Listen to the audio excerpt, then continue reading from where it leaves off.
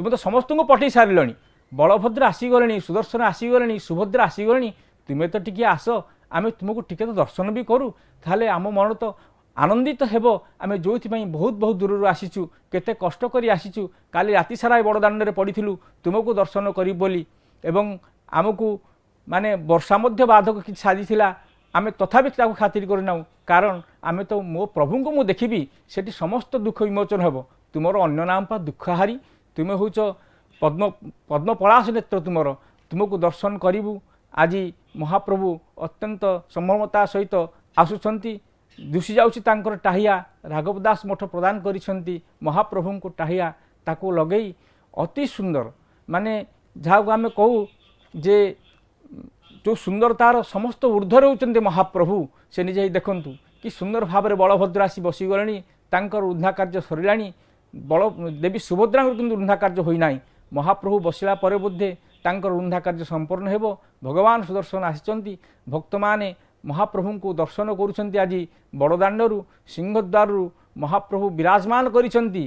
स्नानवेदी उपरे भक्त माने दर्शन करुँच भाव विलोलित हुई तुम्हें तो भाव विनोदिया ठाकुर तुम्हें भाव के ग्रहण कर आज आमर भाव ग्रहण करने तुम्हें आउ संभाली पारिना वर्ष थे आज चली आस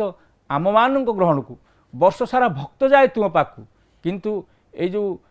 स्नान श्रीगुंडीचा बेनी प्रत्यक्ष लीला जार ये प्रत्यक्ष लीला महाप्रभु निजे भक्त मान पाखक आसती भक्त जाए महाप्रभु पाखु से तो गीतार जो भगवान कथा भगवान जो कथा कहते जे तुम्हें मो पाखु पादे आसना देख मु निश्चित भाव तुम पाखु 10 पाद ही आगे जीवी आज ताहा ही महाप्रभु से प्रतिश्रुति पूरण करने आज भक्तमान ग्रहण को आसी वर्तमान उन्धा कार्य चली बलभद्रंकर महाप्रभु बलभद्र जी बड़ भाई सी आसी बसीगले स्नानवेदी उपरे आज स्नानोत्सव अनुष्ठित हेबो देवी सुभद्रा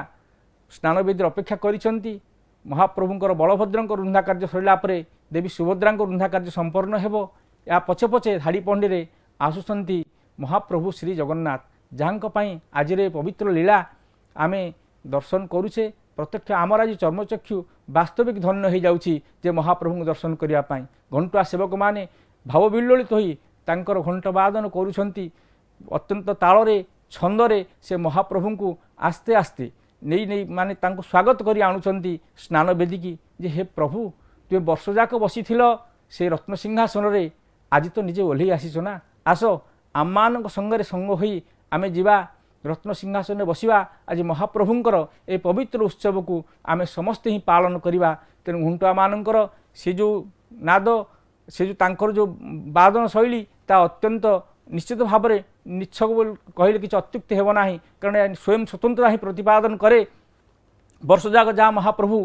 को आमे आमे जहाँ देखी था किंतु ताहा आज आमे देखुचे महाप्रभु को सेवक माने कोलाग्रत कर रखिछंती महाप्रभु बलभद्र को आहा कि सुंदर अपरूप सौंदर्य आमे जदि देखिबा तो आमे कथा अछि महाप्रभु जगन्नाथ को देखंतु प्रथम जो सुदर्शन को देखिबा से जुपाकार रूप में प्रतिष्ठित तापर आसिचंती महाप्रभु जगन्नाथ तांकर रूप को देखंतु तापर आसिचंती देवी सुभद्रा समस्त पछरे आसिचंती बलभद्र तेणु तांकर रूपकांति अत्यंत कमनीय जदि आम चतुर्धा विग्रह को जिते दर्शन करूँ सबुठारु अपरूप जहाँ को देखी था ताहा होचंती केवल महाप्रभु बलभद्र।